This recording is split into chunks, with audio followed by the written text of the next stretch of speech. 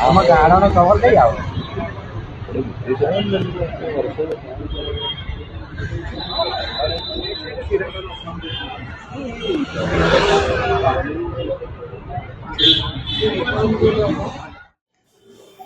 Navapura police station વિસ્તારની અંદર ગઈકાલે રાત્રે મોડા પોલીસને જાણ થયેલી હતી કે મૃતક જે બેન છે રીટાબેન બંટીભાઈ સોલંકી એનું મૃત્યુ થયું છે. એ સંદર્ભે પોલીસે ત્વરિત કાર્યવાહી કરેલી અને ગુનામાં એનું મૃત્યુ થયેલું એટલે કે એનું મર્ડર થયેલું હતું એ બાબતે ઝડપથી તપાસ કરી અગમચેતી પગલાં લઈ અને તાત્કાલિક આરોપી પકડી અને મર્ડરનો ગુનો દાખલ કરવામાં આવે છે.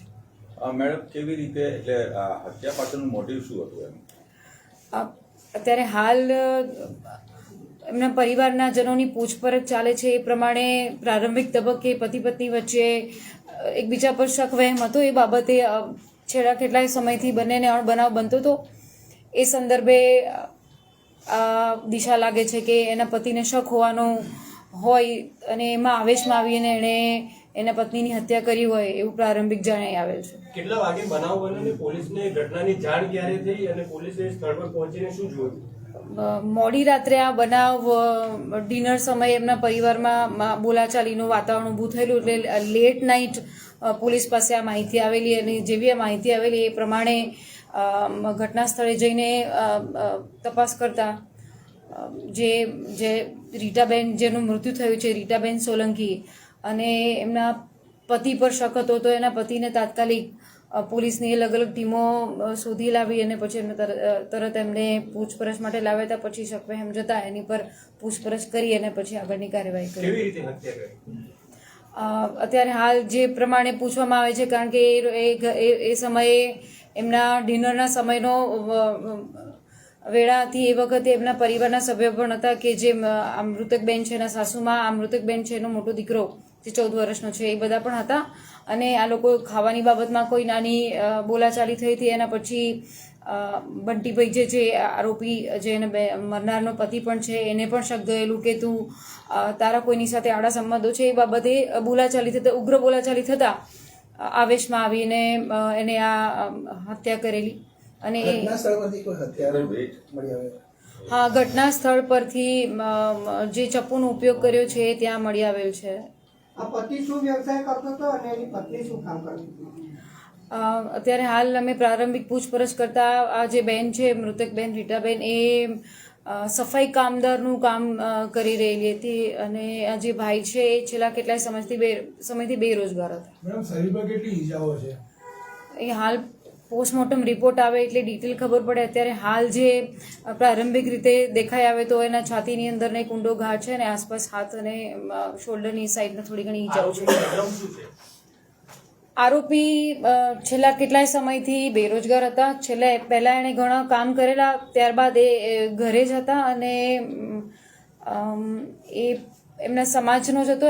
એમનું એક લવ મેરેજ થયેલું છે આ પતિ પત્નીનું એવું અમને એની અમે પોલીસ તપાસ કરીશું કે એના વિરુદ્ધમાં શું છે, એના રેકોર્ડ પર અમે કેટલા નોંધાયેલા ગુના છે અને અમે આ તપાસના કામે સામેલ રાખીશું. આરોપી ત્યાંથી ભાગી ગયો હતો, પોલીસ દ્વારા કેવી રીતે એને અટકાયત કરવામાં આવી? અમારી અલગ અલગ ટીમો લાગેલી હતી કારણ કે જેવી આપણને ખબર પડે કે કોઈ ગુનો દાખલ થયેલો છે તો એના નજીકના લોકો હોય એના સૌથી પહેલાં અમે રડારમાં હોય કારણ કે ઘરે આ હત્યા થયેલી હતી અને આ નવાપુરા વિસ્તારની અંદર અલગ અલગ એરિયાની અંદર એમના પડોશીઓ એમના પરિવારો સાથે છાનબીન કરતા એનું લોકેશન ગુપ્ત માહિતી મેળવતા અમને મળતા એમને અટક કરેલી. 2 જણ પૂછો, 1 જણ પૂછો. જ્યારે ઘટના બની ત્યારે ઘરમાં કેટલા લોકો હાજર હતા? એને નક્કી આ પ્લાનિંગ જ હતું કે આ પ્રકારે કરવું છે એવું અત્યારે આપણે માનસ ના કહી શકીએ. આ બધું પુરાવાના આધારે થાય. ઘરમાં એ લોકો સીસીટીવી રાખે છે, સીસીટીવીની તપાસ થશે. એની અંદર ઘરમાં હાજર કેટલા જણ હતા, બહાર કેટલા હતા, કારણ કે સીસીટીવી એક પાક્કું સબૂત આવે કે ઘરની અંદર એની મધર હતી તો મધરનો રોલ છે કે નહીં, પછી બીજું કોઈ અન્ય માણસ હાજર હતું કે નહીં, એ બધું સીસીટીવી સાથે સાથે અન્ય આસપાસના સાક્ષીઓના નિવેદન લઈને આપણે નક્કી કરીશું કે અંદર એની સાથે કોને સામેલગીરી છે કે નહીં. આ હત્યામાં કોઈની મદદગારી અથવા ભાગવામાં સંકળાયેલા હા, એ પોલીસ તપાસ કરી રહી છે કે રૂમની અંદર શું પરિસ્થિતિ હતી, બીજા કોઈ એવા પુરાવા મળે છે કે નહીં, એના સીરિયાના આધારે એ બહેન કોની સાથે સંકળાયેલા હતા, એ ભાઈ કોની સાથે સંકળાયેલા હતા, શું છે એની પણ તપાસ થશે. ગુનાહિત ઇતિહાસ તો હમણાં સુધી પોલીસને કાઢ્યો હશે ને કે આ વ્યક્તિ ઉપર ગુનાહિત ઇતિહાસ છે. અત્યારે હાલ પહેલી પ્રાયોરિટી છે કે આ જે વ્યક્તિ છે એનું માનસ, એની પૂછપરછ, સાથે સાથે ફરિયાદ લેવાનું કામ, સાથે સાથે એની ઇન્ક્વેસ્ટની કામગીરી અને જરૂરી ક્રાઇમ સીન પ્રિઝર્વ કરી અને એના પુરાવા એકત્રિત કરી અને પ્રિઝર્વ કરવાનું પ્રાયોરિટી હતી. એટલે પછી ગુનાહિત ઇતિહાસ તમે ઓન રેકોર્ડ લાવીને જાહેર કરીશું. મેડમ, આરોપીએ જે હથિયારનો ઉપયોગ કર્યો છે ક્યાંથી લાવતો હથિયાર? એનું ડિસ્કવરી પંચનામું થાય છે.